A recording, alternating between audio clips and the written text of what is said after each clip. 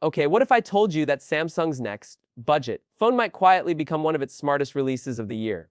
Not flashy, not hyped like the Ultra, but with a cleaner design, a better selfie cam, the latest software, and even 7 years of updates, all without that flagship price tag. Sounds like a win, right? But hold on, it's not all sunshine.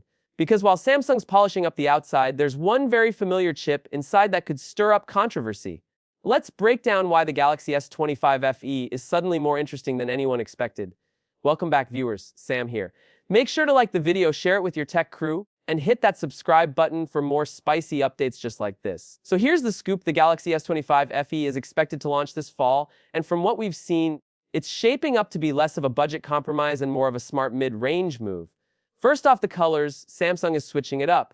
We're getting 4 new finishes: navy, icy blue, jet black, and classic white. Now that might sound simple, but this actually marks a pretty big shift. Icy blue is coming straight from the regular Galaxy S25, and jet black is inspired by the Ultra, minus the titanium, of course.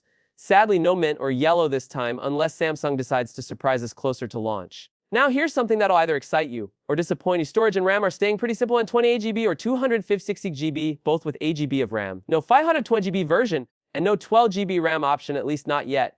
But there's a reason behind that. Samsung's trying to keep this thing affordable, likely around 60-50 again. And with phones like the Pixel 9a creeping in cheaper, they want to keep the FE lean-up from overlapping with their pre-tier models.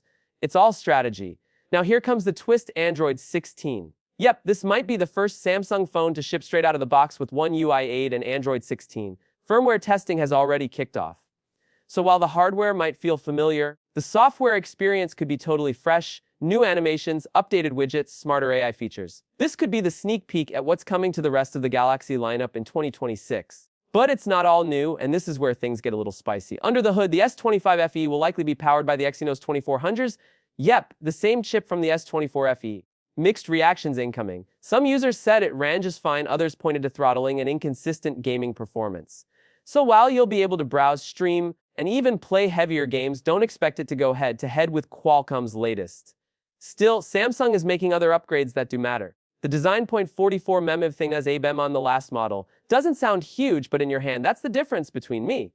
And wow, that feels nice. The battery's getting a boost too, from 4700 mAh to 4900 mAh, and charging speed jumps up to 4 FEW. It's not a battery monster, but definitely more refined. Now let's talk cameras. Rejoice, the front camera is getting bumped to 12MP, which matches the Galaxy S25.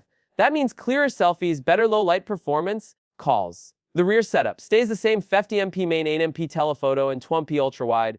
It's solid, but don't expect a huge photo quality leap if you're upgrading from the S24 FE. Display-wise, Samsung isn't touching the screen, and that's not a bad thing. You're still getting a big, bold 6.7-inch dynamic AMOLED 2X panel. Same resolution, same smooth scrolling, same punchy colors. Sometimes no change is a good thing. Now here's the part that's catching more attention than expected. Samsung is promising up to 7 years of software updates for the S25 FE. That's a flagship level commitment. On a phone that's not even breaking 700. Add that to the Android 16 debut, the upgraded selfie cam, and that polished, lighter design, and you've got a phone that might just be the best non-flagship Samsung sells this year.